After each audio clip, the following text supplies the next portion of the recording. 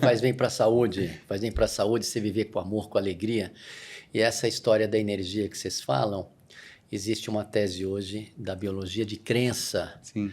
onde você explora, falando a verdade, não dá para enganar o seu paciente, mas onde você explora o poder de cura do seu paciente, passando sempre uma ideia otimista. Não, eu não sei, olha o que tem. Tem estudos com idosos, porque centenários. Porque às vezes querem saber, não, tem que fazer essa dieta vegana, outro tem que fazer isso, tem que fazer aquilo. Então, não, pera, vamos ver os caras que chegaram perto dos 100 anos ou 100 anos, o que eles fazem? Tinha de tudo, tinha gordo, magro, fumante. Você vê, Oscar Niemeyer morreu com 103 anos. Não é para fumar, gente, mas tinha de tudo. Mas eles foram ver o que esses caras tinham em comum. Eles eram otimistas diante da vida. Então, a hora que você olha alguma coisa, em vez de olhar em círculos, você tem que ser objetivo, vai para a solução, seja o tamanho do problema que for, e acredita que você vai se dar bem. Porque quando você foge, você não resolve nada e você fica liberando, como vocês falaram de energia, uma energia que, eu vou falar uma coisa para vocês, isso é física, depende do que você vibra, do que você pensa, do que você acredita, isso tem uma influência direta na realidade, segundo os físicos, que o universo é uma grande construção mental. Aí a hora que você vai ver a epigenética, o que é epigenética? A epigenética nasceu de uma curiosidade. Então, por exemplo, aquelas pessoas que o Bruce Lipton foi que criou, mas que fizeram o próprio genoma. Então o cara tinha olho azul, mas ele viu que ele tinha também gene para olho castanho. Aí ele tinha gene para várias coisas que não estavam se manifestando. Então, peraí, não é porque você tem um gene que ele vai se manifestar.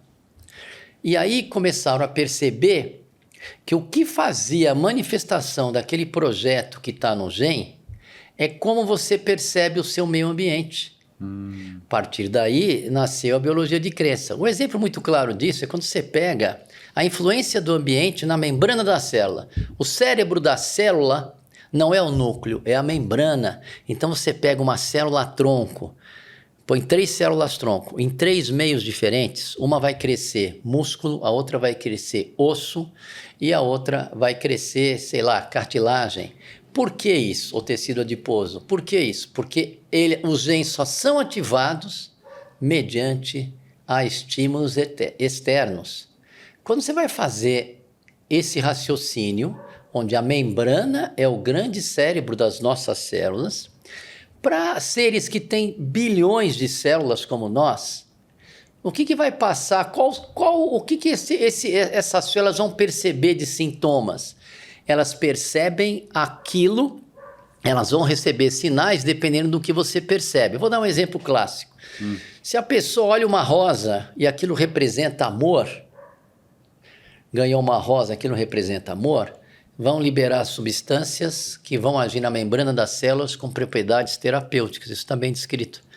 Se aquela rosa para outra pessoa é cheia de espinho cultura, e ela se machucou quando criança, a hora que ela vê a rosa, vai liberar aquele cortisol do medo.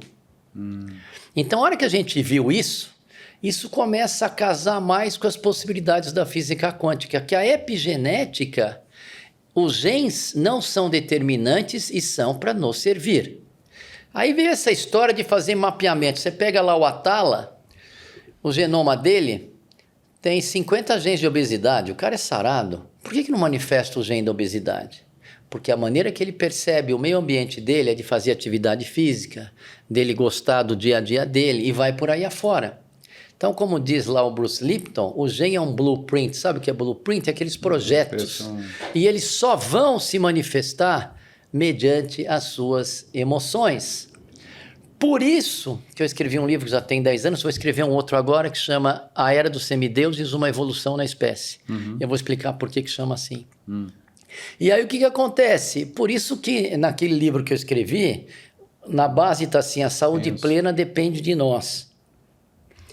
Aí eu estava conversando com umas pessoas da visualização, e a visualização é um fato. Você pega o tenista, o Djokovic, ele ganhou medalha de ouro, e ele passou uma mensagem para os jovens, para eles acreditarem para eles visualizarem que eles são donos do destino deles.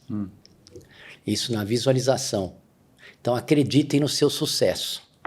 Aí você pega um jornalista do século XX que entrevistou Thomas Edison, entrevistou Henry Ford, entrevistou Tesla. Ele falava que o Thomas Edison visualizava cidades iluminadas antes da lâmpada, o Henry Ford visualizava as carruagens com pneu de borracha sem cavalos.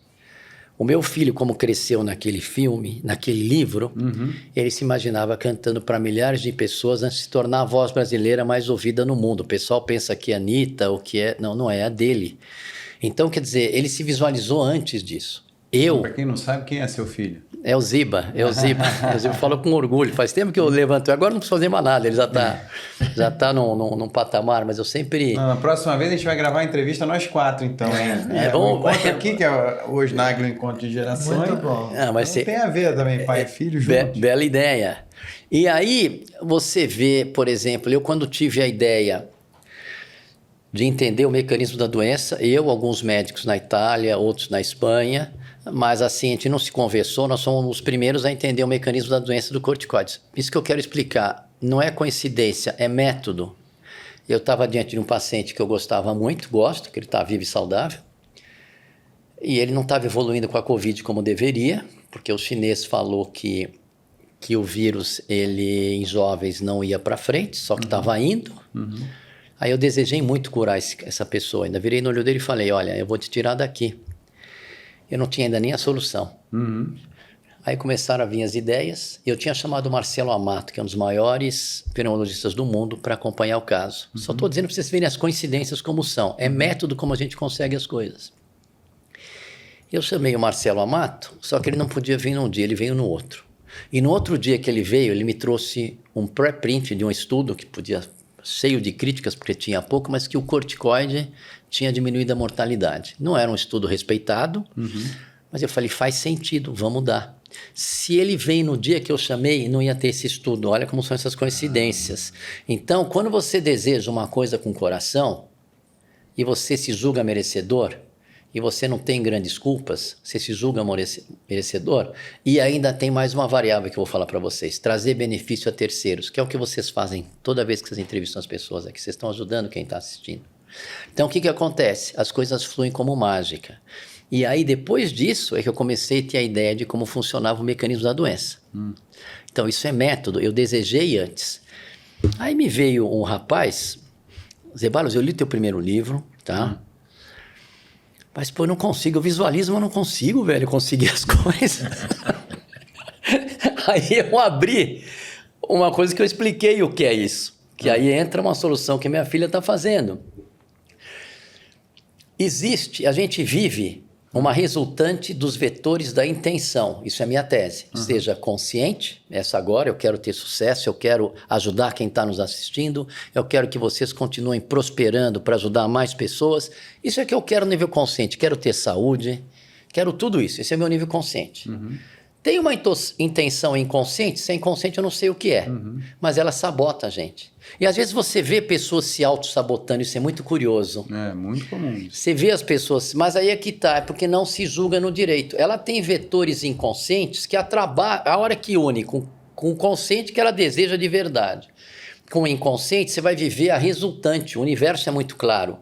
O universo vive uma resultante de intenções. E como é que você resolve isso? Quem são essas suas intenções inconscientes?